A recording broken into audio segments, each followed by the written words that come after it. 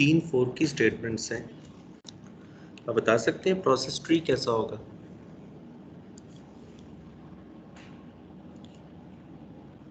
एक प्रोसेस है जो 3 दफा फोर कॉल करता है सीरीज में। सर ये डिपेंड करता है कि तीनों पेरेंट के चाइल्ड है। नहीं, मैं प्रॉब्लम यह है कि सिर्फ एक प्रोसेस, एक प्रोग्राम है, उसके अंदर ये तीन स्टेटमेंट्स लिखी हुई हैं, ये तीन कॉल्स हैं फोर की। अब वो प्रोग्राम रन होता है, वो प्रोसेस बनता है और उसके बाद वो ये कोड एग्जीक्यूट करता है। मुझे ये बताएं कि ट्री कैसा होगा?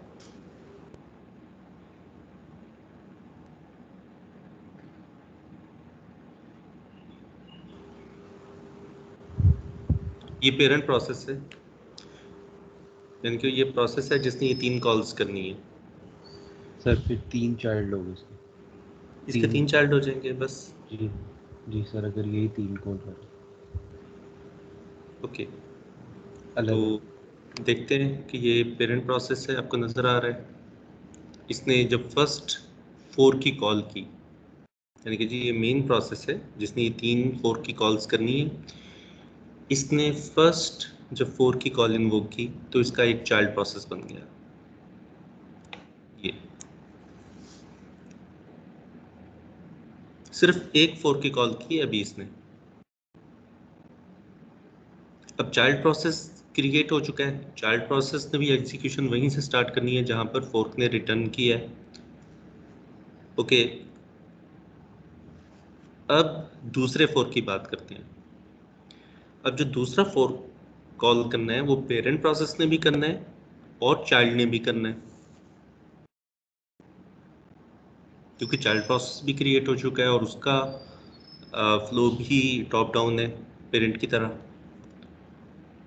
हाँ, पहला जो फोर्क है वो चाइल्ड ने इन्वोक नहीं करना, क्योंकि चाइल्ड उस फोर्क की कॉल के नतीजे में क्रिएट हुआ है।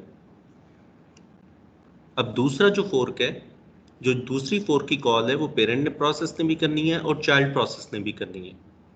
कोई कंडीशन नहीं लगी हुई। हाँ, अगर कंडीशन लगी होती फिर और बात थी। अभी हम बात कर रहे हैं किसी किस्म की कोई कंडीशन नहीं लगी हुई। कोड ये है जो आपके सामने है। अब सेकंड फोर्क की कॉल पेरेंट प्रोसेस ने भी इन्वोक करनी है और चाइल्ड प्रोसेस ने भी। अब देखें, पेरेंट ने जब इन्वोक की तो एक चाइल्ड प्रोसेस क्रिएट हो गया पेरेंट का, और जब चाइल्ड प्रोसेस ने कॉल की तो चाइल्ड का चाइल्ड क्रिएट हो गया।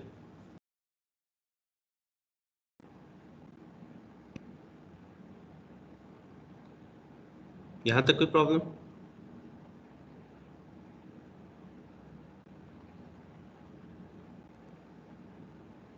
यहां तक समझ आया?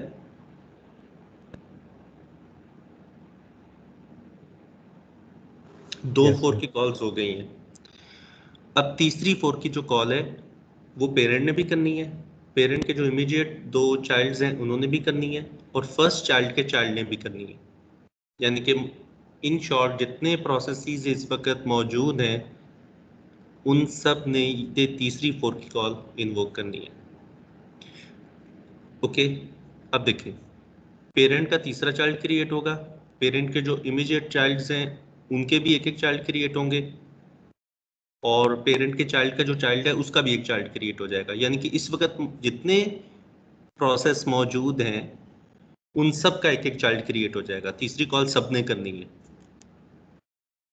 तीसरी कॉल इन्वोक हुई, देखें पेरेंट का एक चाइल्ड प्रोसेस क्रिएट हो गया, चाइल्ड का चाइल्ड बन गया, वो जितने भी चाइल्ड्स थे सबका एक एक ऐड हो गया। तो ये आपका फाइनल प्रोसेस ट्री है।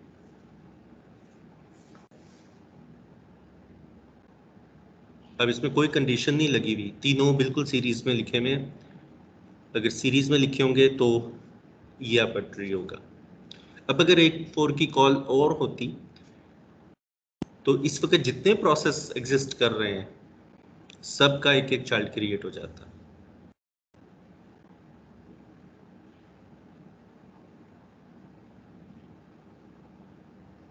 सर अगर हम चाहते हैं कि सिर्फ जो लेफ्ट नोड्स हैं वो हम क्रिएट करें, यानी एक ओके, पेरेंट का एक उसके लिए फिर उस चाइल्ड में जाएं, उस चाइल्ड के एरिया में जाएं, उसके कोड में जाएं। आपको पहले चेक लगाना पड़ेगा फोर की इक्वल टू 0, चाइल्ड के पार्ट में जाके वहाँ पर 4 की कॉल करनी है। अभी मैंने किसी किस्म का कोई चेक नहीं लगाया, लेकिन अगर आप कंट्रोल्ड 4 करना चाहते हैं, अपनी मर्जी का ट्री जनरेट करना चाहते हैं, तो फिर आपको अकॉर्डिंगली 4 की कॉल करनी पड़ेगी, आपको कंडीशंस लगानी पड़ेंगी। ठीक है, अब मैं चाहता हूँ पेरेंट का चाइल्ड सिर्फ एक ही चाइल्ड हो, उसका चाइल्ड बनते चले जाएं, तो उस चाइल्ड के अंदर ही फोर्क करूंगा, उसके फिर एल्स पार्ट में फोर्क नहीं करूंगा, फिर उसके इफ पार्ट में फोर्क करूंगा, फिर उसके इफ में करूंगा, फिर उसके इफ में करूंगा, एंड सो ऑन। तो इट डिपेंड्स कि आप ट्री कैसा चाहते हैं और उस अकॉर्डिंगली फिर आप कोड लिखेंगे। तो जो बेसिक्स हैं वो मैंने यहाँ पर कवर कर दी हैं, अब आप अकॉर्डिंगली उसे कर सकते हैं। तो चैप्टर नंबर 3 यहाँ पे एंड होता है।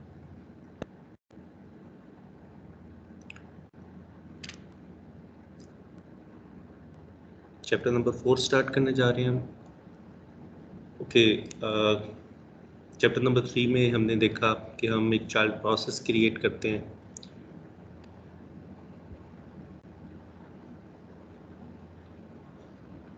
जो कि पेरेंट प्रोसेस की कॉपी होती है यूजिंग 4 कॉल। अब मुझे ये बताएं कि why to create a copy of a process.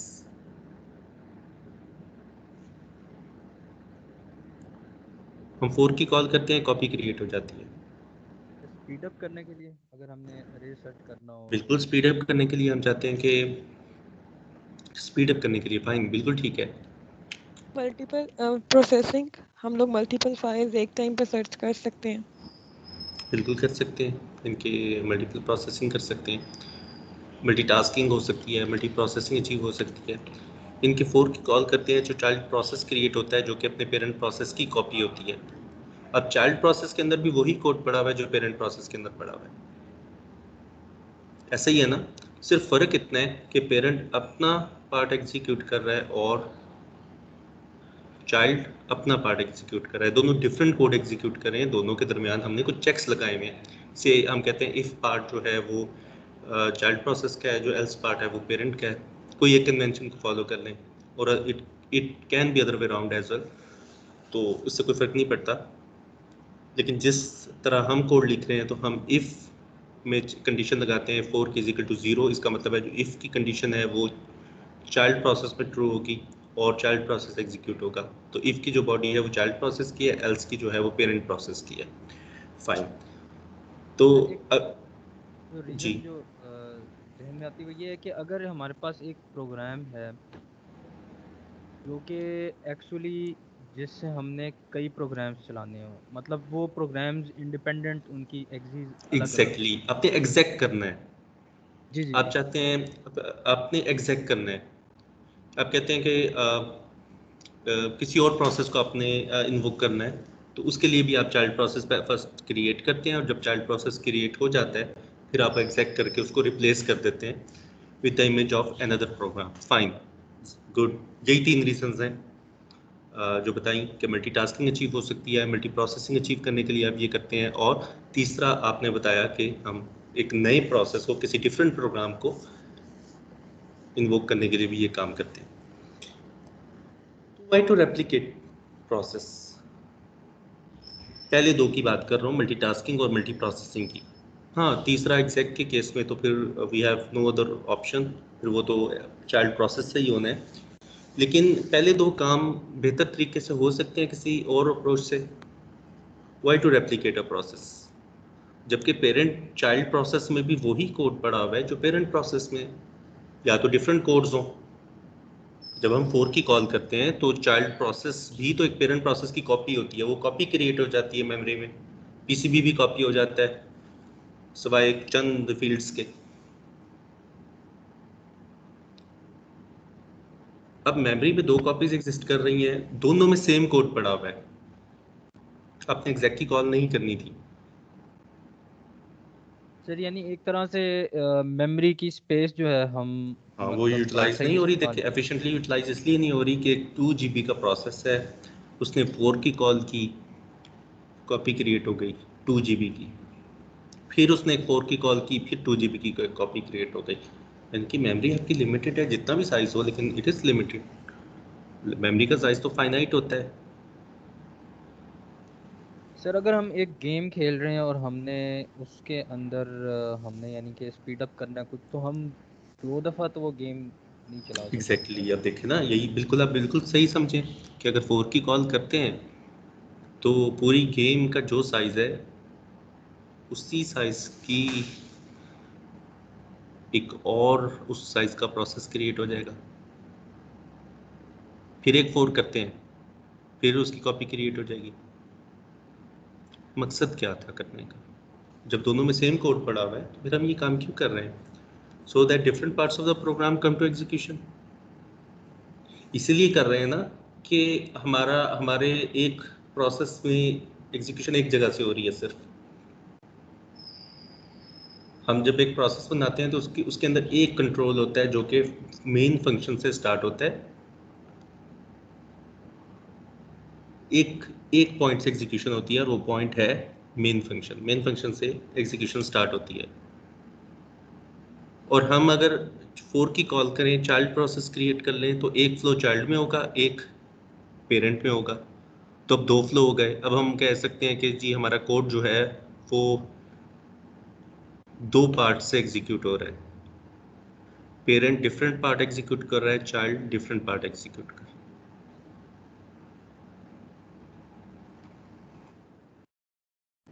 Each process has a one flow of execution or flow of control.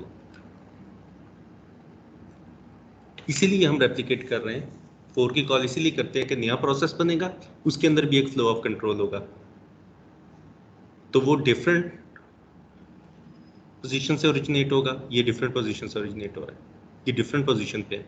यानी कि पैरेलल में 2 कोड एग्जीक्यूट हो रहे हैं जो कि एक ही प्रोग्राम से बिलोंग करते हैं।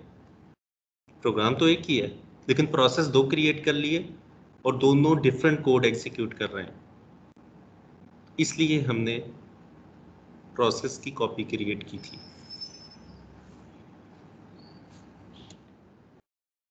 Can we achieve the same without replicating address space? Without creating a copy of a parent process?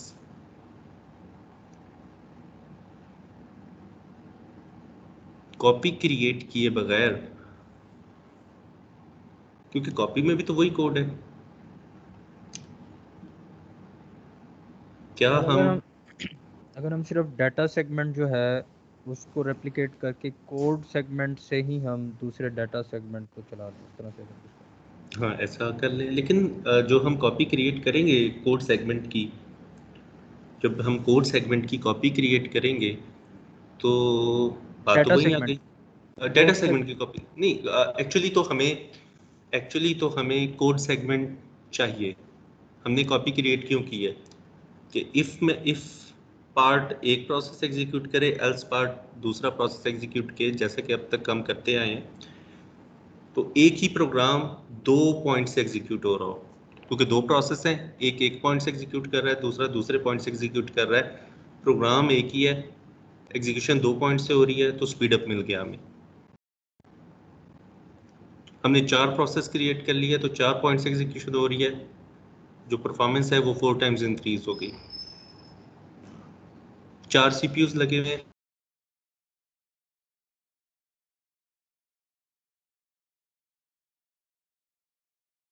Sir आवाज़ नहीं आ रही। कर रहे थे।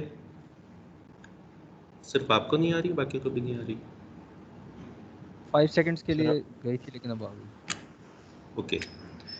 मैं यूनिवर्सिटी में हूँ और यूनिवर्सिटी का नेटवर्क है, तो कहीं प्रॉब्लम हो जाती है। ओके, तो मैं रिपीट करता हूँ कि हम प्रोसेस क्रिएट कर रहे थे ताकि हमें एक फ्लो ऑफ एग्जीक्यूशन और मिल जाए। 2 डिफरेंट पार्ट्स हम प्रोग्राम के एग्जीक्यूट कर सकें। मल्टीटास्किंग से अपनी परफॉर्मेंस को बूस्ट कर सकें। अगर मल्टीपल कोर्स या मल्टीपल प्रोसेसर्स लगे हुए हैं मशीन में तो मल्टी प्रोसेसिंग अचीव कर सकें, हर प्रोसेस को एक सेपरेट कोर या सीपीयू पे रन कर सकें। मकसद ये था, परफॉर्मेंस को इंक्रीज करना, बूस्ट करना था। अब ऐसा करने के लिए हमें कॉपी क्रिएट करनी पड़ रही थी। पेरेंट में भी वही कोड पड़ा हुआ था जो चाइल्ड में, सिर्फ फ़ायदा ये हो रहा था कि हमें फ्लो ऑफ कंट्रोल एक मिल जाता था, फ्लो ऑफ एग्जीक्यूशन एक और मिल जाता था। अब एक नया कॉन्सेप्ट इंट्रोड्यूस हुआ उसके बाद में कि हमें कॉपी क्रिएट ना करनी पड़े, हम एक ही प्रोसेस में रहते हुए अपने number of flow of controls को ज़्यादा कर सकें, बढ़ा सकें। अभी आपने जितने प्रोग्राम्स लिखे हैं उसमें एक फ्लो ऑफ कंट्रोल है, एक ही पॉइंट से एग्जीक्यूशन होती है और वही कंट्रोल टॉप डाउन मूव करता है। आप उसे जंप करवा के किसी और पॉइंट पे ले जाते हैं, फिर वहाँ से वापस आ जाता है फंक्शन कॉल के केस में, लेकिन होता एक ही है एक वक्त में। अब हम एक नया कॉन्सेप्ट देखने जा रहे हैं जिसमें हम यही सब अचीव कर लेंगे जो एक प्रोसेस करके देता है, लेकिन उसके लिए हमें फोर की कॉल नहीं करनी पड़ेगी, हमें रेप्लिकेशन नहीं करनी पड़ेगी, कॉपी क्रिएट नहीं करनी पड़ेगी, क्योंकि इसके अपने कॉन्सिक्वेंसेज हैं। मेमोरी वेस्टेज है, मेमोरी एफिशिएंटली यूटिलाइज नहीं होती। उस चीज़ से बचने के लिए हमारे पास एक नया कॉन्सेप्ट है, दैट इज़ द थ्रेड्स। अब चूंकि हम यूनिक्स में प्रोग्रामिंग कर रहे हैं तो यहाँ पर हमारे पास है पॉजिक्स थ्रेड, और पॉजिक्स एक्रोनियम है portable operating system interface for Unix.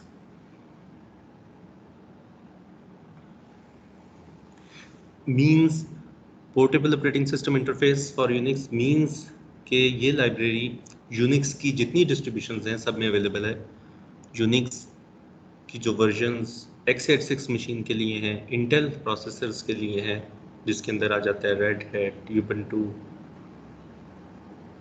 इसके अलावा बहुत सारी हैं, जित वो सब में पॉजिक्स लाइब्रेरी एग्जिस्ट करती होगी और कोड पोर्टेबल होगा, यानी कि जो आपने एक मशीन पे कंपाइल किया आप दूसरे पे जाके कंपाइल करें वहाँ भी वो कंपाइल हो जाएगा, क्योंकि पॉजिक्स लाइब्रेरी वहाँ भी एग्जिस्ट कर रही होगी।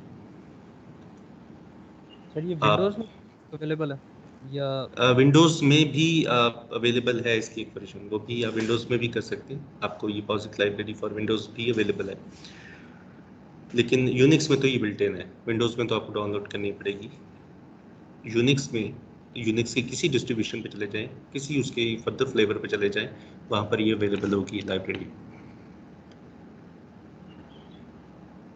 और आप इसके अलावा अगर आप सन्स की मशीन्स पे जाते हैं तो वहाँ पे सोलारिस है, यूनिक्स की ही वर्जन है, उसमें भी ये अवेलेबल है।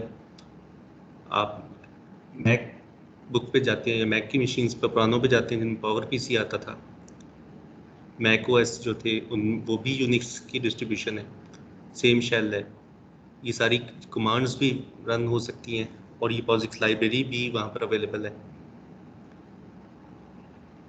तो यूनिक्स की जितनी डिस्ट्रीब्यूशंस हैं वहाँ पर ये लाइब्रेरी अवेलेबल होगी। तो portable operating system interface for Unix, तो इसकी लाइब्रेरी को हम यूज़ करते हुए थ्रेड्स क्रिएट करेंगे। तो थ्रेड्स होते क्या हैं, पहले प्रोग्रामर पर्सपेक्टिव से देख लेते हैं। It is a flow of execution, it's a number of flow of execution. अगर एक फ्लो ऑफ एग्जीक्यूशन है, फ्लो ऑफ कंट्रोल है, तो हम कहते हैं कि there is only one thread in a process. Program में तो फ्लो ऑफ एग्जीक्यूशन नहीं होता ना, प्रोसेस में होता है, प्रोग्राम तो एग्जीक्यूट ही नहीं हो रहा, वो तो पैसिव एंटिटी है। जब वो प्रोसेस बनता है, मेमोरी में जाता है, तो फिर उसमें बाय डिफ़ॉल्ट एक फ्लो ऑफ एग्जीक्यूशन होता है, एक पॉइंट से एग्जीक्यूट हो रहा है। यानी अगर मैं आपको कहूँ ड्राई रन करें इस प्रोग्राम को, तो आप कहाँ से शुरू होंगे, मेन से, मेन की पहली स्टेटमेंट को ड्राई रन करेंगे, फिर दूसरी, तीसरी एंड सो ऑन। इसका मतलब है सिर्फ एक फ्लो है, तो उसमें एक थ्रेड है। अगर किसी तरीके से हम एक फ्लो और बना दें, हम कहेंगे ओके एक मेन फंक्शन एग्जीक्यूट हो रहा है, एक कोई और यूजर डिफाइंड फंक्शन F1 है वो भी एग्जीक्यूट हो रहा है पैरेलल में। मल्टी टास्किंग से हो सकता है, मल्टी प्रोसेसिंग से हो सकता है, लेकिन अगर साथ में एक और फ्लो भी है, प्रोग्रामर पर्सपेक्टिव से बात कर रहा हूँ, अगर दो हमने फ्लो कर लिए तो हम कह सकते हैं कि अब दो थ्रेड्स हो गए। 3 कर लिए फ्लो तो 3 थ्रेड्स हो गए। अभी हम कोड लिखेंगे फिर आपको मज़ीद क्लियर हो जाएगा। तो प्रोग्रामर पर्सपेक्टिव से it is a number of flow of execution, system perspective से it is a basic unit of CPU utilisation. पहले हम बात कर रहे थे process is a basic unit of CPU utilisation, यानी कि सीपीयू की जो एलोकेशन होती है वो प्रोसेस लेवल पे होती है, प्रोसेस से कम किसी यूनिट को नहीं होगी। अब उन्होंने कहा कि नहीं, एक्चुअली ये थ्रेड्स हैं विद इन अ प्रोसेस जिनको सीपीयू असाइन होता है। एक थ्रेड होगा तो वो किसी एक सीपीयू पे स्केड्यूल हो सकेगा। अगर किसी प्रोग्राम में प्रोसेस में 4 थ्रेड्स होंगे तो वो चारों थ्रेड्स अगर एक सीपीयू पे चलेंगे तो टाइम शेयरिंग करेंगे, मल्टीटास्किंग से एग्जीक्यूट होंगे। अगर 4 कोर्स या 4 प्रोसेस सीपीयू अवेलेबल है तो वो चारों पर स्केड्यूल हो सकेंगे, मल्टी प्रोसेसिंग अचीव हो सकेगी, जिसे हम कहते हैं ट्रू पैरेलल प्रोसेसिंग। तो अब सीपीयू की जो एलोकेशन होती है वो थ्रेड लेवल पे होती है। अब डिपेंड करता है कि किस प्रोसेस में कितने थ्रेड्स हैं। एक थ्रेड है, किसी एक सीपीयू को असाइन हो सकता है, किसी एक सीपीयू पे स्केड्यूल हो सकता है। 2 थ्रेड्स हैं नाउ, अब है कि वो एक पे भी हो सकते हैं, टाइम शेयरिंग कर सकते हैं, मींस मल्टीटास्किंग हो सकती है, या वो 2 सेपरेट सीपीयूज पर भी स्केड्यूल हो सकते हैं। लेकिन अब सीपीयू एलोकेशन थ्रेड लेवल पे होगी, ना कि प्रोसेस लेवल पे। पहले हमने देखा था प्रोसेस लेवल पे। एक्चुअली अब हम डीपली देख रहे हैं उसके अंदर कि एक्चुअली प्रोसेस के अंदर क्या चीज़ है जिसको सीपीयू असाइन होता है, और वो है थ्रेड। तो मैं दोनों पर्सपेक्टिव से बता दिया कि प्रोग्रामर पर्सपेक्टिव से it is a flow of control और flow of execution. If there is one flow of control so we can say there is a one thread. There are two number of flow of executions. There are 2 flows, so that so we can say there are two threads. 4 होंगे, 4 threads. ये यहाँ तक को बताएं कोई चीज़ जो कोई बात समझ ना आई हो। नॉर्मली एक टाइम पे कितने हम बाय डिफॉल्ट एक होता है। जब आप प्रोसेस क्रिएट करते हैं तो जो एक थ्रेड होता है, थ्रेड का कॉन्सेप्ट पढ़ने से पहले भी जब प्रोसेस आप क्रिएट करते थे तब भी आपने देखा होगा एक तो होता है ना जो मेन से एग्जीक्यूट होता है, एक फ्लो तो होगा। तो अभी भी आप सर जब थ्रेड क्रिएट प्रोसेस क्रिएट करेंगे तो एक थ्रेड बाय डिफॉल्ट उसमें होगा, उसके बाद आप जितने चाहे क्रिएट कर लें। जी सर इसके लिए मल्टी प्रोसेसिंग लाजमी है, आप कह रहे हैं सीपीयू की बेस पे एलोकेशन हो। नहीं, मल्टी प्रोसेसिंग लाजमी नहीं है। मैं कह रहा हूँ कि मल्टीटास्किंग भी हो सकती है, मल्टी प्रोसेसिंग भी हो सकती है। डिपेंड्स कि एक सीपीयू है या पहले एक ही सीपीयू हुआ करता था। वो तो आजकल एक ही सीपीयू एक चिप के ऊपर 2 कोर्स अवेलेबल हैं जो कि ऑपरेटिंग सिस्टम को 2 सेपरेट सीपीयूज के तौर पे नजर आती हैं। सर जी टाइम थ्रेड्स को अलॉट हो रहा होता है या प्रोसेसेस को अलॉट हो रहा होता हाँ, अब वो जो टाइम है ना वो थ्रेड को एलोकेट हो रहा होता है, है? वो थ्रेड को अलॉट होता है। अब अगर मैं बात करूँ कि टोटल, चाहे वो किसी भी प्रोसेस से बिलोंग करते हो, हमारे सिस्टम में टोटल अगर 100 थ्रेड्स हैं तो हर थ्रेड को सेपरेट टाइम स्लाइस एलोकेट होगा रिगार्डलेस ऑफ कि वो किस प्रोसेस से बिलोंग करता है। आगे चल के डिटेल देखेंगे, अभी बस आपको ये बताना चाहिए कि थ्रेड है क्या प्रोग्रामर पर्सपेक्टिव से और सिस्टम पर्सपेक्टिव से। टाइम स्लाइस अब थ्रेड लेवल पे लॉट होता है। ओके, थोड़ा सा डिफरेंस देख लेते हैं एक सिंगल थ्रेडेड प्रोसेस का और मल्टी थ्रेडेड प्रोसेस का। सिंगल थ्रेडेड प्रोसेस में अब ये जो आपको एक थ्रेड नज़र आ रहा है, सिंगल थ्रेडेड प्रोसेस के अंदर सिर्फ एक ही थ्रेड है, लेकिन मल्टी थ्रेडेड में यहाँ पर 3 थ्रेड्स दिखाए गए हैं। अब जो चीज़ यहाँ पर समझने वाली है वो ये है कि मल्टी थ्रेडेड प्रोसेस के अंदर कोड सेगमेंट, डाटा सेगमेंट और फाइल डिस्क्रिप्टर्स कॉमन होते हैं। तीनों थ्रेड्स को कोड सेगमेंट, डाटा सेगमेंट और फाइल्स के ऊपर एक्सेस होगी, वो तीनों के दरमियान शेयर्ड है। 3 से ज़्यादा भी हो सकते हैं, या तो एग्जाम्पल में 3 लिए गए हैं, n नंबर ऑफ थ्रेड्स हो सकते हैं। हर थ्रेड की रजिस्टर्स अपनी होंगी, स्टैक अपना होगा। अब स्टैक की एप्लीकेशन आपको पता है कि लोकल वेरिएबल स्टैक पे ग्रो करते हैं, इसलिए स्टैक अपना होगा, रजिस्टर्स अपनी होंगी, लेकिन कोड सेगमेंट, डाटा सेगमेंट और फाइल डिस्क्रिप्टर्स शेयर्ड होंगे। अब इससे क्या फ़ायदा हुआ? अगर 2 थ्रेड्स के दरमियान कम्युनिकेशन करवानी है तो बहुत आसान हो गई। अब यहाँ पर हमें पाइप्स यूज़ करने की ज़रूरत नहीं है। क्यों? डाटा सेगमेंट शेयर्ड है, ग्लोबल वेरिएबल्स के थ्रू कम्युनिकेशन हो सकती है। एक थ्रेड एरे, बफर या वेरिएबल पे राइट करेगा और दूसरा थ्रेड रीड कर लेगा। फाइन, पाइप यूज़ करने की ज़रूरत नहीं है, कम्युनिकेशन बहुत आसान हो गई है, लेकिन सिंक्रोनाइजेशन आपको खुद इम्प्लीमेंट करनी पड़ेगी, क्योंकि पाइप में तो बिल्ट इन सिंक्रोनाइजेशन है कि जिस ऑर्डर में राइट करेंगे उसी ऑर्डर में रीड करें होगा। अगर डाटा अवेलेबल नहीं है तो पाइप रीड की कॉल ब्लॉक हो जाएगी। वो मैकेनिज्म अब आपको खुद इम्प्लीमेंट करना पड़ेगा, क्योंकि आप पाइप यूज़ नहीं कर रहे, लेकिन कम्युनिकेशन बहुत सिंपल हो गई है। सर डाटा सेगमेंट शेयर्ड है, हीप भी शेयर्ड है, हीप भी शेयर्ड है, ठीक है। सर फाइल्स से मुराद यहाँ पे फाइल डिस्क्रिप्टर्स है स्पेसिफिकली? फाइल डिस्क्रिप्टर्स है, होते फाइल्स। जब आप फाइल ओपन करते हैं, Unix everything is a file, even if it is a device, everything is a file.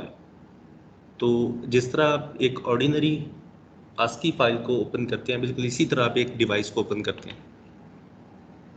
तो यूनिक्स में एवरीथिंग इज अ फाइल।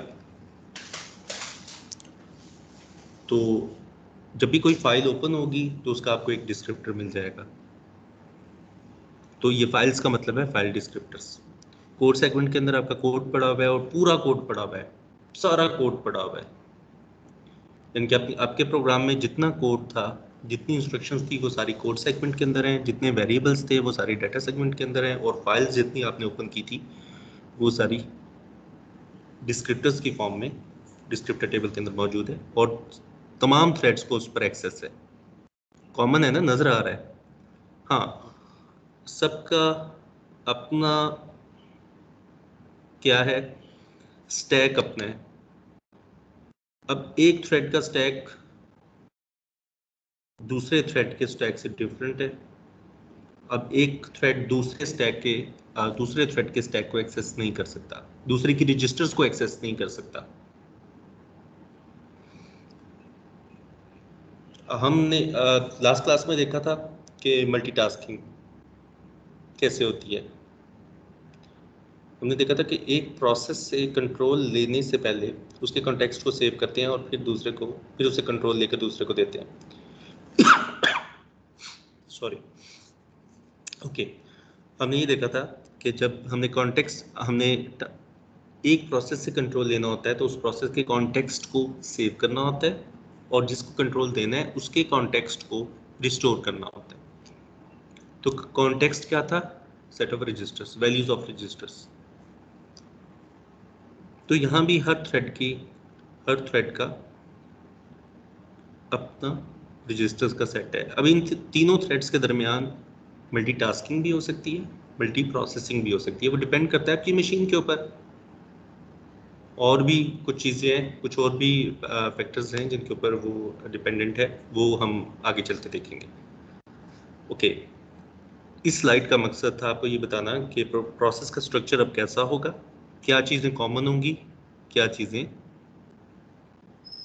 अपनी होंगी थ्रेड्स की, जो कि शेयर्ड नहीं होंगी। जैसे स्टैक और रजिस्टर्स हर थ्रेड का अपना है, दूसरे थ्रेड के साथ शेयर नहीं है। यहाँ तक कोई प्रॉब्लम? कोई ऐसी चीज़ जो यहाँ तक समझ ना आई?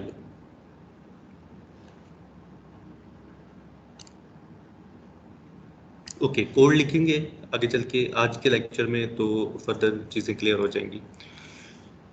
ओके, हमने अब सिर्फ दो फंक्शंस देखने हैं। एक है थ्रेड क्रिएट करने के लिए pthread_create, इसको कुछ पैरामीटर्स पास करने हैं, थ्रेड क्रिएट हो जाएगा। एक थ्रेड तो ऑलरेडी आपके प्रोग्राम में है, आपके प्रोसेस में है, प्रोसेस में होता है एक्चुअली जो थ्रेड होता है या फ्लो होता है।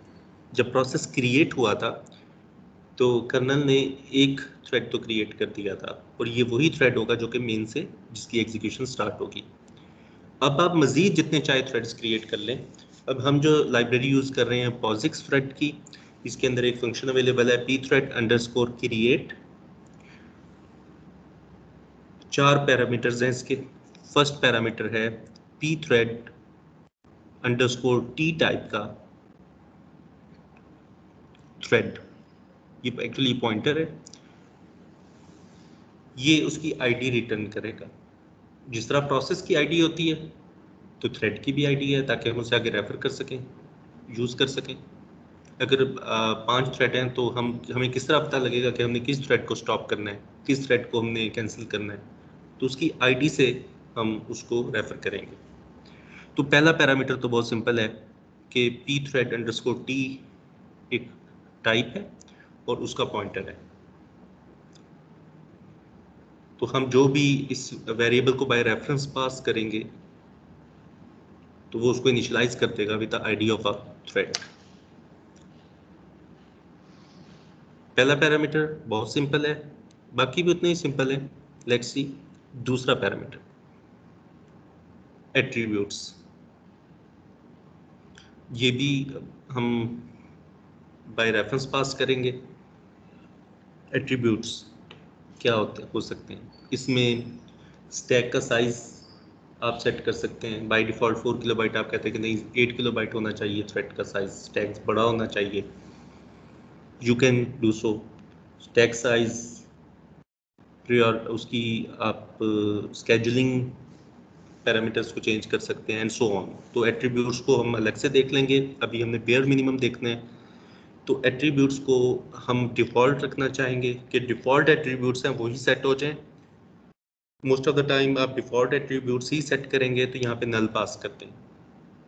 नल मीन्स डिफ़ॉल्ट एट्रीब्यूट्स।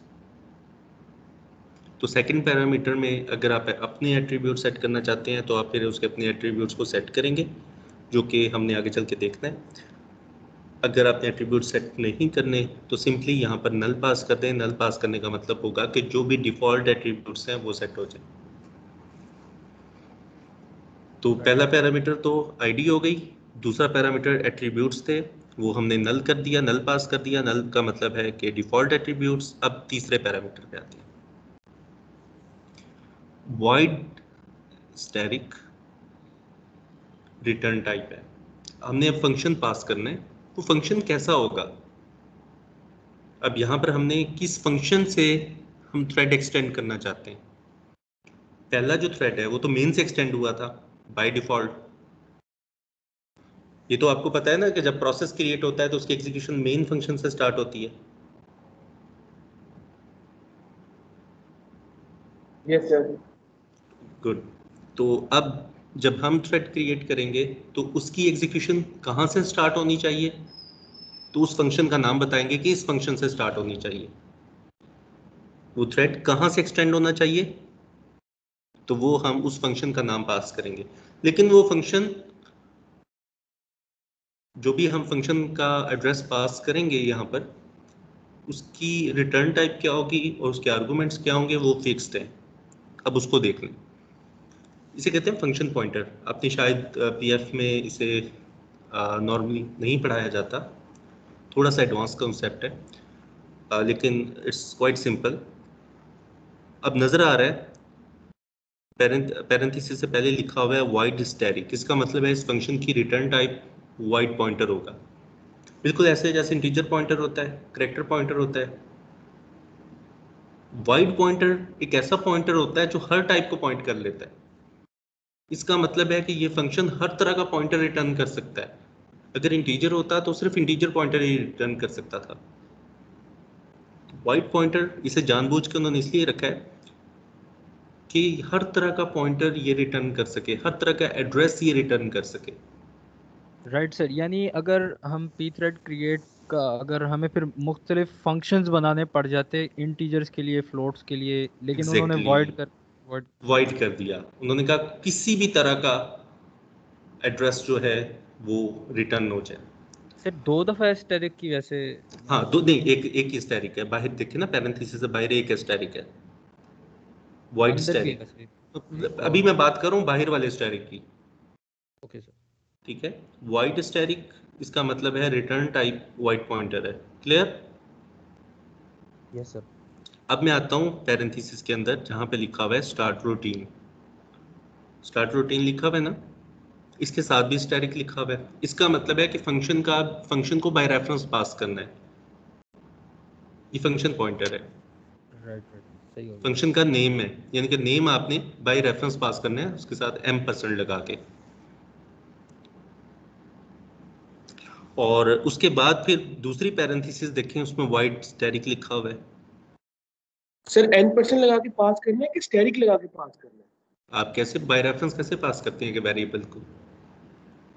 ये सर वो तो n% लगा के पास करते हैं। हाँ बिल्कुल, यहाँ भी M% लगा के पास करना, यानी कि इन शॉर्ट आपने बाय रेफरेंस पास करना है। अगर वो पॉइंटर है तो एज इट इज पास होगा, फिर M% लगाने की जरूरत नहीं है, फिर उसका M% लगाएंगे तो मतलब बदल जाएगा, ठीक है। और आगे दूसरी पैरेंथेसिस को देखें, ये है वाइड स्टैटिक। इसका मतलब है आर्गुमेंट्स। आर्गुमेंट्स एक ही होंगे, एक ही होगा, एक आर्गुमेंट है और उसकी टाइप है वाइड पॉइंटर। यानी कि आप यहाँ पर स्ट्रक्चर पास कर सकते हैं, एरे पास कर सकते हैं, एड्रेस की सूरत में कुछ भी पास करते हैं, लेकिन एक ही आर्गुमेंट होगा। अच्छा, तो बहुत सिंपल रखा है उन्होंने कि एक रिटर्न टाइप, तो वैसे भी रिटर्न होता ही एक है। आर्गुमेंट यहाँ पर उन्होंने फिक्स कर दिया कि सिर्फ एक होगा और वाइड पॉइंटर होगा, मींस कि वो किसी भी तरीके का कोई भी पॉइंटर हो सकता है। और फंक्शन का जो एड्रेस है वो आपने पास करना होगा। अब ये क्लियर हो गया कि ये इस तरह लिखा हुआ था, इसका क्या मतलब है?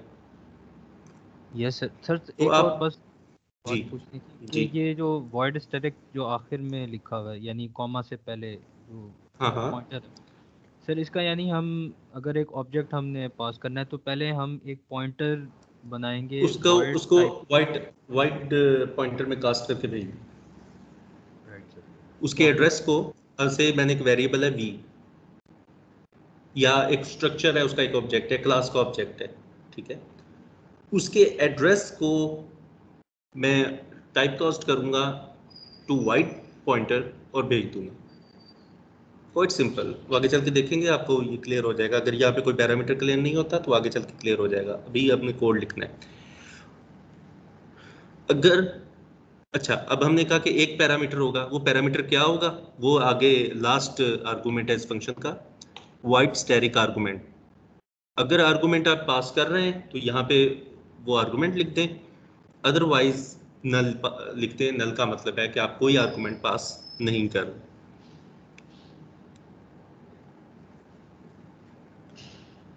तो ये एक फंक्शन है, ये अगर -1 रिटर्न करेगा तो इसका मतलब है कि थ्रेड क्रिएट नहीं हुआ।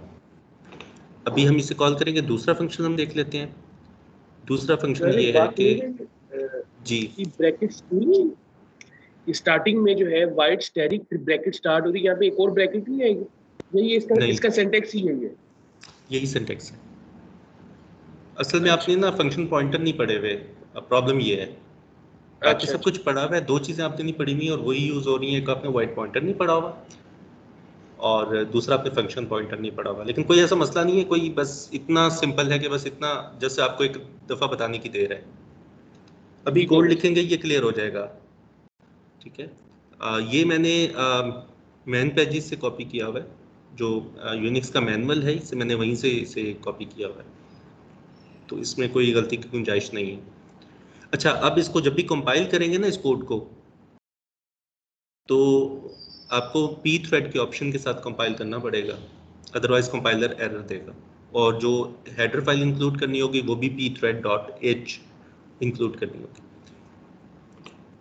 अब हम दूसरा फंक्शन देख लेते हैं। सिर्फ 2 फंक्शन इनफ है थ्रेड्स क्रिएट करने के लिए। दूसरा फंक्शन है पी थ्रेड अंडरस्कोर ज्वाइन का, थ्रेड को ज्वाइन करने के लिए यूज हो। ज्वाइन का मतलब ये होता है कि आप उसका वेट कर रहे हैं, उसके टर्मिनेट होने का वेट कर रहे हैं। अब यहाँ पे थोड़ा सा एक छोटा सा कॉन्सेप्ट ये है कि अगर मेन थ्रेड टर्मिनेट हो जाए तो प्रोसेस टर्मिनेट हो जाता है, और प्रोसेस टर्मिनेट होगा तो उसके तमाम थ्रेड्स टर्मिनेट हो जाएंगे। वो इसलिए है, मैं छोटी सी एक कॉन्सेप्ट है छोटा सा, अगर आपको समझ आ जाए तो बहुत अच्छी बात है। इन केस नहीं आता तो कोई ऐसा इशू नहीं है। नॉर्मली हम मेन फंक्शन के नीचे एग्जिट का फंक्शन कॉल करते हैं बिल्कुल आखिर में, प्रोग्राम टर्मिनेट करने के लिए। रिटर्न 0 हम लिखते हैं। हाँ, आप रिटर्न 0 करते हैं। चलें, एग्जिट भी कुछ लोग करते हैं, कुछ लोग रिटर्न 0 करते हैं। रिटर्न 0 तो इसलिए करते हैं कि उन्होंने मेन से पहले कोई टाइप लिखी होती है, इंटीजर, तो इसलिए करते हैं। रिटर्न 0 का मतलब होता है कंट्रोल रिटर्न हो जाए टू ऑपरेटिंग सिस्टम। जिसने मेन को कॉल किया है उसको कंट्रोल रिटर्न हो जाए। अगर आप रिटर्न 0 नहीं लिखते तो क्या कंट्रोल रिटर्न नहीं होगा आपके ख्याल में? फिर भी होगा, कंपाइलर रिटर्न कर देगा कंट्रोल। कंपाइलर प्रोग्राम को टर्मिनेट करने का कोड लिखता है। अगर आप मतलब स्पेशल कुछ लाइंस होती हैं जो कि असेंबली में आप टर्मिनेट, जब असेंबली का कोर्स पढ़ेंगे, जब असेंबली लैंग्वेज में प्रोग्राम लिखेंगे तो आप खुद टर्मिनेट करेंगे वो लिखकर, move AH, 4CH and interrupt 21 hex invoke करके आप उसको टर्मिनेट करेंगे। खैर, प्रोसेस को टर्मिनेट करने के लिए एक फंक्शन या एक सिस्टम कॉल इन्वोक करनी होती है, जो कि अगर हम नहीं करते, हम एग्जिट का फंक्शन नहीं कॉल करते, तो कंपाइलर हमारे बिहाफ पर खुद ही कर देता है। तो समझाना मैं ये चाह रहा हूँ कि जब मेन फंक्शन, जो मेन थ्रेड पूरा एग्जीक्यूट होता है तो आखिर में वो उस कोड तक पहुंच जाता है जो प्रोसेस को टर्मिनेट करता है, और वो कोड जब रन होगा तो प्रोसेस ही टर्मिनेट हो जाएगा, तो प्रोसेस में जो बाकी थ्रेड्स हैं वो भी टर्मिनेट हो जाएंगे। तो मेन थ्रेड को टर्मिनेट होने से बचाने के लिए हम उसको ज्वाइन करवा देते हैं बाकी थ्रेड्स को पी थ्रेड ज्वाइन की कॉल से, तो वो बाकी है बिल्कुल इस तरह जैसे पेरेंट प्रोसेस चाइल्ड प्रोसेस के टर्मिनेट होने का वेट करता है। बिल्कुल इसी तरह जो यहाँ पे मेन थ्रेड है वो बाकी थ्रेड्स का वेट करेगा। तो पी थ्रेड अंडरस्कोर ज्वाइन की कॉल है। फर्स्ट पैरामीटर में हम थ्रेड आईडी पास करेंगे कि किस थ्रेड को ज्वाइन करना है, इन अदर वर्ड्स किस थ्रेड का वेट करना है, उसकी आईडी पास कर देंगे। और सेकंड पैरामीटर उसका रिटर्न स्टेटस है, अगर वो कुछ रिटर्न करता है वो थ्रेड तो वो भी हमें यहाँ पर मौसूल हो जाएगा, लेकिन फिलहाल हम इसे नल ही पास करेंगे। नल का मतलब ये है कि हम अभी कुछ भी गेट नहीं कर रहे उस फंक्शन से। तो join as in main function के साथ जॉइन, राइट? मतलब क्या आप चाहते हैं कि मेन फंक्शन बाकी थ्रेड्स को ज्वाइन करे, मेन थ्रेड बाकी थ्रेड्स को ज्वाइन करे। ज्वाइन का मतलब है कि टर्मिनेट ना हो जाए बल्कि उनका इंतजार करे, जैसे वेट की कॉल करती थी।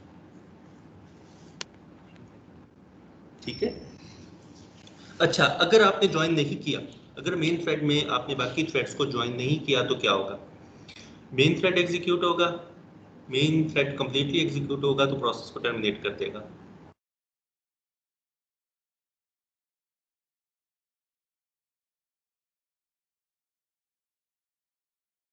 मतलब तमाम थ्रेड्स टर्मिनेट हो गए। तो इसलिए हम चाहते हैं कि मेन थ्रेड उस वक्त तक टर्मिनेट ना हो जब तक बाकी थ्रेड्स कंप्लीट नहीं हो जाते।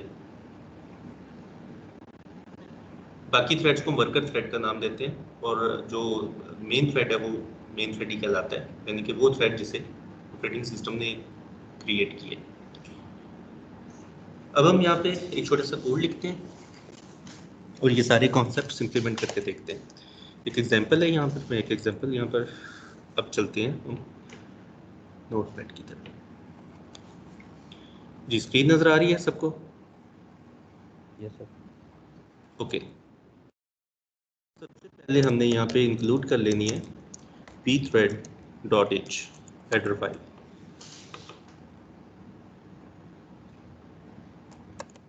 फंक्शन मैं बता रहा हूँ जिससे मैंने अपने वर्कर थ्रेड एक्सटेंड करने हैं, उसकी रिटर्न टाइप वाइट पॉइंटर होनी चाहिए, रिक्वायरमेंट है।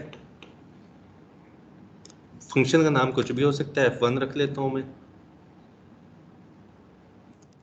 और आर्गुमेंट भी वाइट पॉइंटर ही होना चाहिए, कुछ भी हो सकता है। यानी कि ये प्रोटोटाइप होगी, रिटर्न टाइप वाइट पॉइंटर होगी, आर्गुमेंट भी वाइट पॉइंटर होगा और एक होगा। यहाँ मैं कुछ मैसेज डिस्प्ले करवा देता हूँ एक लूप में, प्रिंट एफ, मैं यहाँ पे लिख देता हूँ थ्रेड 1।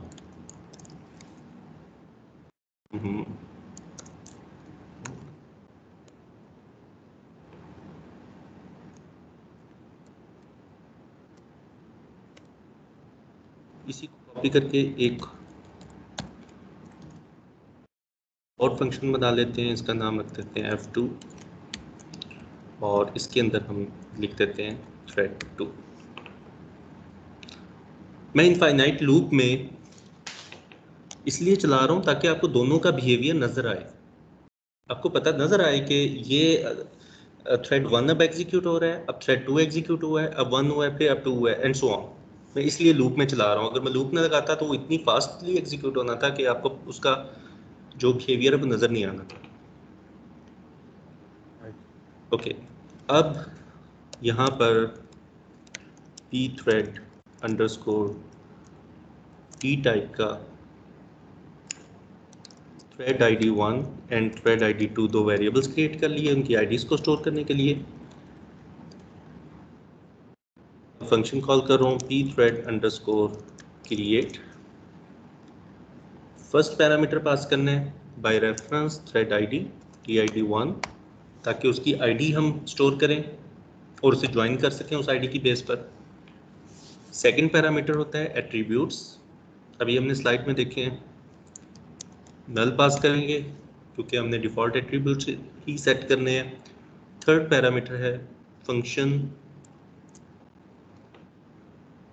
बाय रेफरेंस, तो F1 वर्कर थ्रेड जो होगा वो F1 फंक्शन से एक्सटेंड होगा। Fourth parameter is the argument to this function, जो कि अभी नहीं है, हमारी फर्स्ट एग्जांपल के अंदर नहीं है, so we are passing null as here. ये एक थ्रेड क्रिएट हो जाएगा इससे, और इसी को मैं कॉपी करके दूसरा थ्रेड भी क्रिएट कर लेता हूँ for F2। Sir ampersand F1 के साथ सिंटेक्स में एक ब्रैकेट्स के अंदर वॉइड स्टैटिक भी था। उसका मतलब ये है कि एक ही वाइड पॉइंटर पास होगा, ये वाला फंक्शन इस टाइप का होगा। इसका मतलब ये था कि उसकी आर्गुमेंट वाइड पॉइंटर होगा, उसकी रिटर्न टाइप भी वाइड पॉइंटर होगी, तो वही है, हमने वही रखी है। ठीक है, अब हम चाहेंगे कि मेन थ्रेड जो है वो वेट करे, तो pthread अंडरस्कोर ज्वाइन किसका वेट करे, थ्रेड id 1 का, यानी कि थ्रेड 1 का वेट करे। अगर वो कुछ रिटर्न करता है तो वो हमसे रिसीव नहीं करना चाहते, नल पास कर दिया, और pthread अंडरस्कोर ज्वाइन फिर थ्रेड 2 का वेट करे और नल पास कर दिया, क्योंकि हम कोई वैल्यू थ्रेड से रिसीव नहीं करना चाहते इस एग्जांपल में। ओके, बेयर मिनिमम कोड लिख रहा हूँ। जब 3 थ्रेड्स हमारे बन जाएंगे, एक तो मेन थ्रेड है, 2 वर्कर थ्रेड क्रिएट हो जाएंगे, और जो मेन थ्रेड है वो ज्वाइन करेगा वर्कर थ्रेड्स को। ये सेव किया, प्रोग्राम का नाम है proc.c। अब इसको रन करते हैं।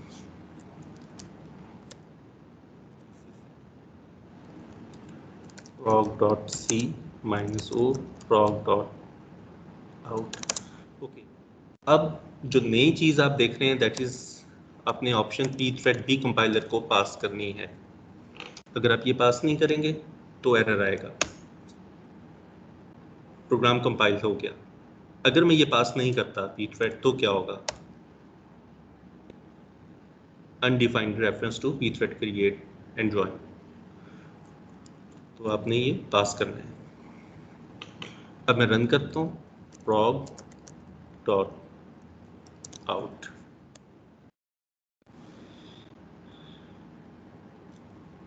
अब एक्चुअली दोनों चल रहे हैं, मैं न्यू लाइन ऑपरेटर लगाता हूँ ताकि आपको नेक्स्ट लाइन पे मैसेज डिस्प्ले होता हुआ नजर आए। और एक का मैसेज थोड़ा सा लंबा कर देता हूँ, दिस इज थ्रेड 2।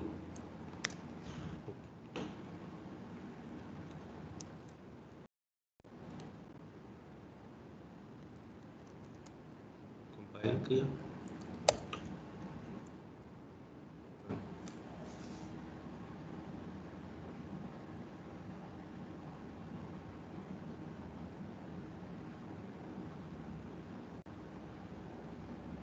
अब दोनों थ्रेड्स को इक्वल टाइम मिल रहा है, लेकिन यहाँ पर आपको बिहेवियर लग रहा होगा कि शायद इक्वल टाइम नहीं मिल रहा।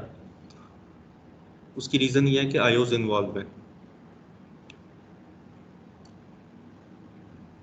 किसी एक थ्रेड में आईओ ज़्यादा है, लंबी है, तो ज़्यादा टाइम ले रहा है।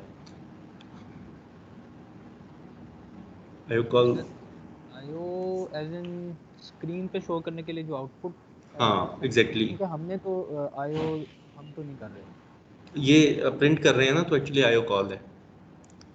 हम इनपुट लेते हैं, डिस्प्ले करते हैं, किसी डिवाइस के साथ इंटरेक्ट करते हैं, फाइल को ओपन करते हैं, फाइल को क्लोज करते हैं, वो सारी आईओ कॉल्स में आती है। तो अब देखा दोनों थ्रेड्स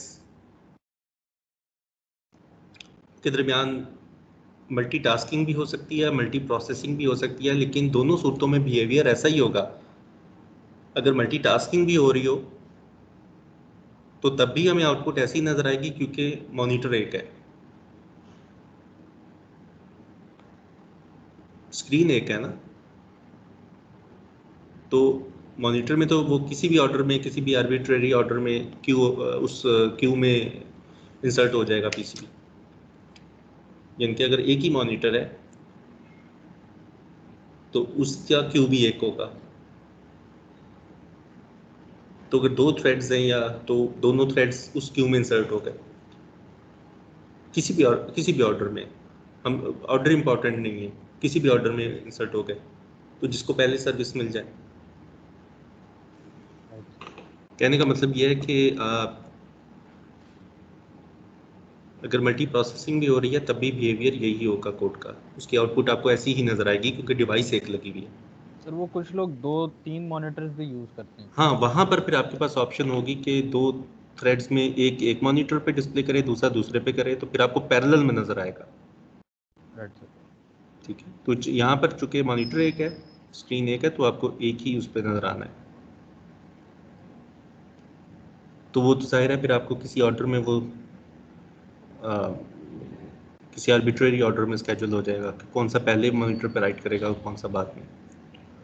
तो देखा ये दो थ्रेड्स चल रहे हैं टाइम शेयरिंग या मल्टी प्रोसेसिंग से, कुछ भी हो सकती है। वो आगे चल के हम देखेंगे नेक्स्ट लेक्चर में कि एक्चुअली क्या हो रहा है इनके दरमियान। तो तीसरा जो थ्रेड है that is the main thread, वो वेट कर रहा है इनके टर्मिनेट होने का। वो उस वक्त तक टर्मिनेट नहीं होगा, ज्वाइन की कॉल उस वक्त तक रिटर्न नहीं करेगी जब तक वर्कर थ्रेड्स टर्मिनेट नहीं हो जाते।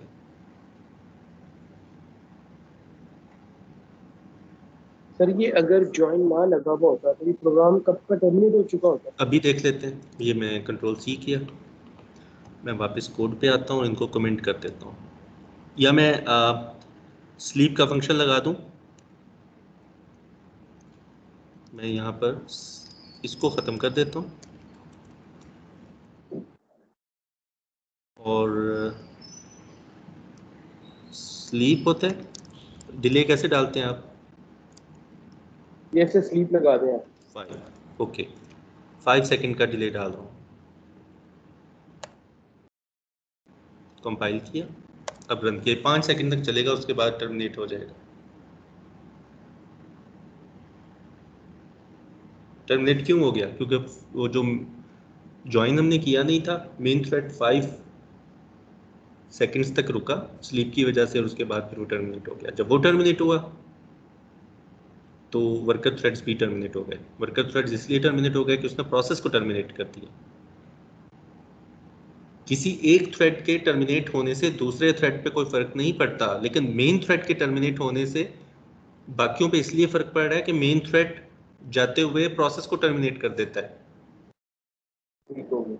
ठीक तो है, हम यही कह सकते हैं जैसे हमने प्रोसेसेस पढ़े थे तो एज अ पेरेंट थ्रेड काम कर रहा होता है मेन थ्रेड में। देखिए वहां भी पेरेंट प्रोसेस टर्मिनेट होता है तो चाइल्ड टर्मिनेट नहीं होता, लेकिन वहां पर प्रॉब्लम कुछ और हो जाती है। प्रॉब्लम ये होती है Yes, कि sir. वो जो चाइल्ड प्रोसेस होता है वो फिर ऑर्फन प्रोसेस बन जाता है एंड सो ऑन। अगर पाइप्स यूज कर रहे हैं तो फिर प्रॉब्लम कुछ और आ जाती है। तो इसलिए हम चाहते हैं कि पेरेंट प्रोसेस जो है वो चाइल्ड प्रोसेस के टर्मिनेट होने का वेट करे। लेकिन यहाँ पर तो बहुत क्रिटिकल है, यहाँ पर तो मेन थ्रेड अगर टर्मिनेट हो गया तो प्रोसेस टर्मिनेट हो जाएगा। तो हम चाहेंगे कि मेन थ्रेड वेट करे बाकी थ्रेड्स के कंप्लीट होने का। अब देखिए वर्कर थ्रेड्स एक एरे को ऐड कर रहे हैं, अब कुछ काम कर रहे हैं, उनको हमने एडिशन दी हुई है, कोई काम करने को दिया हुआ है, तो मेन थ्रेड एग्जीक्यूट हुआ, वो अभी उन्होंने अपना काम पूरा नहीं किया था तो वो भी टर्मिनेट हो गए। तो हमेशा आप ज्वाइन करेंगे, यानी कि मेन थ्रेड्स अपने वर्कर थ्रेड्स को ज्वाइन करेगा और वो इस तरह करेगा। तो अगर आप स्लीप भी नहीं लगाते फिर क्या होगा, फिर देख लेते हैं। फिर तो आपको कुछ भी नजर नहीं आया, क्योंकि मेन थ्रेड ने वर्कर थ्रेड क्रिएट किया और वर्कर थ्रेड की एग्जीक्यूशन स्टार्ट करने से पहले पहले मेन थ्रेड टर्मिनेट हो गया और प्रोसेस टर्मिनेट हो गया। इसलिए मैंने स्लीप लगाया था। अब स्लीप का टाइम थोड़ा सा कम करके 1 पे ले आते, अच्छा 1 पे ले आते हैं। अब देखते हैं कंपाइल रन। 1 सेकंड बाद मेन थ्रेड टर्मिनेट हो गया और एक्चुअली प्रोसेस टर्मिनेट हो गया।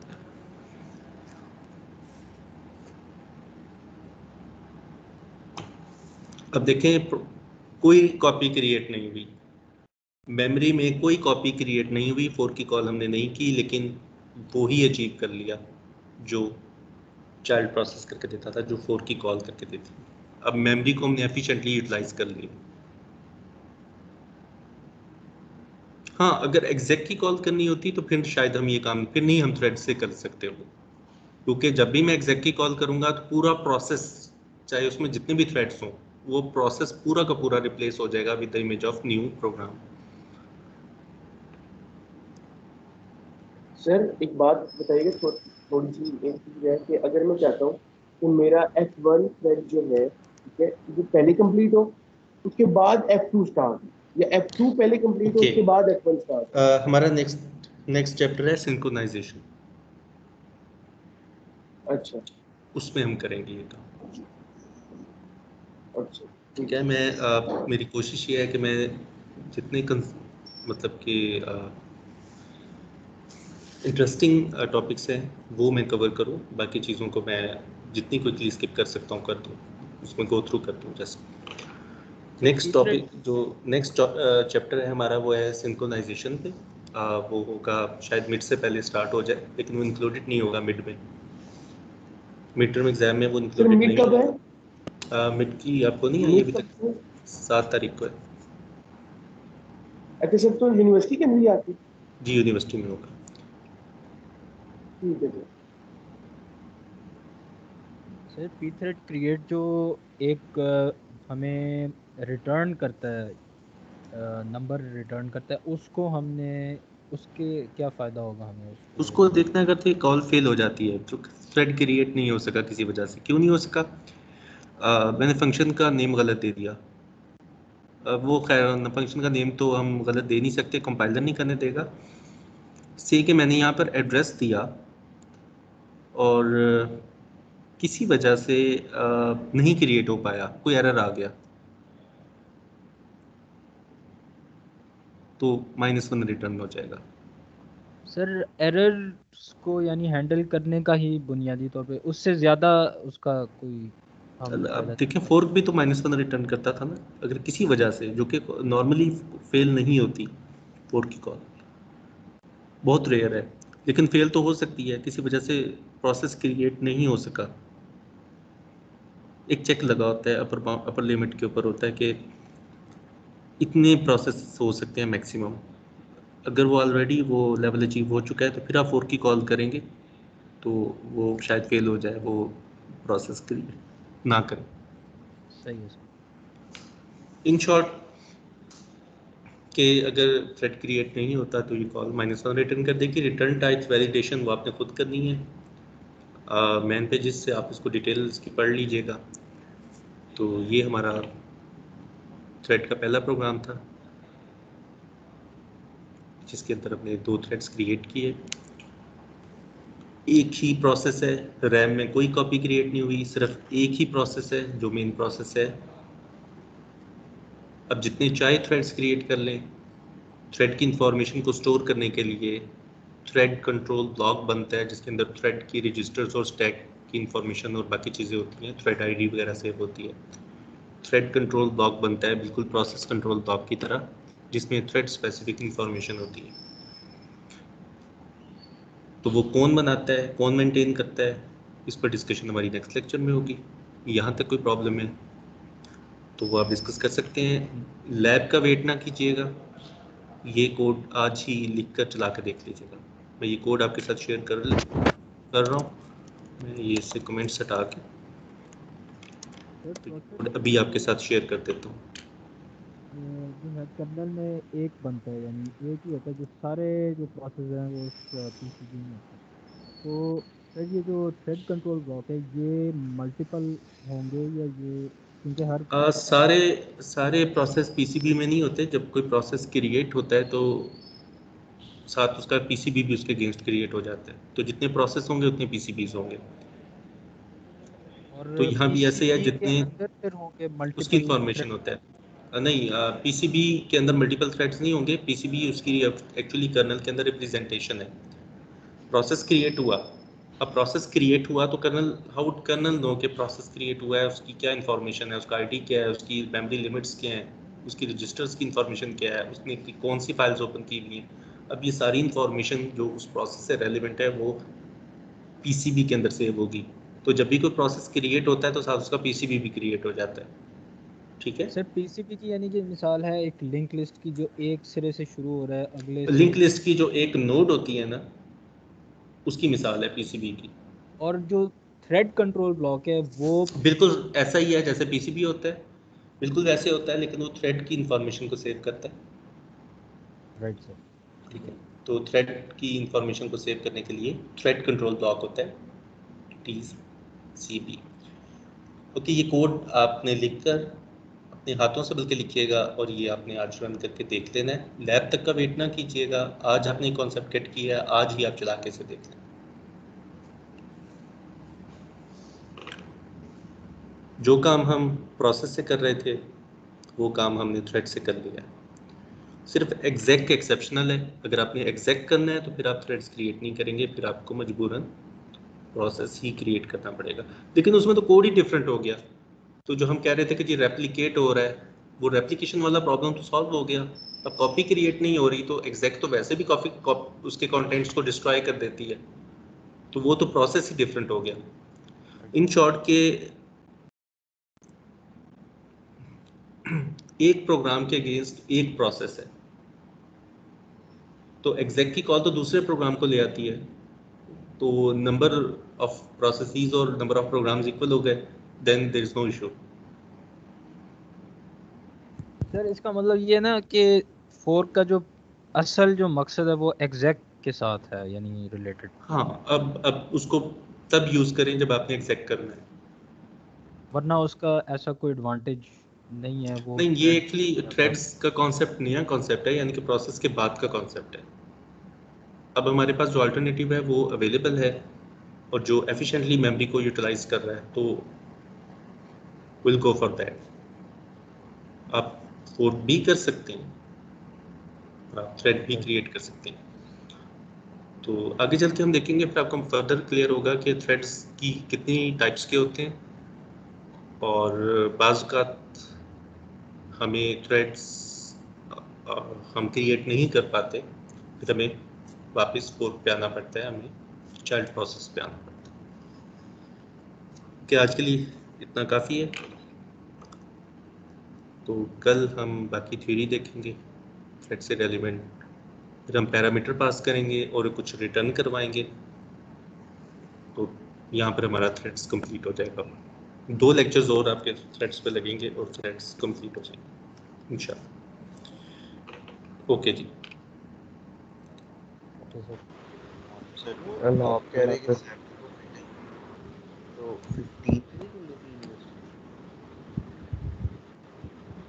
मुझे इसका आइडिया नहीं है। जो भी आपको, मुझे सिर्फ इतना पता है कि एग्ज़ाम जो हैं वो आपके यूनिवर्सिटी में होंगे, ऑनलाइन नहीं होंगे।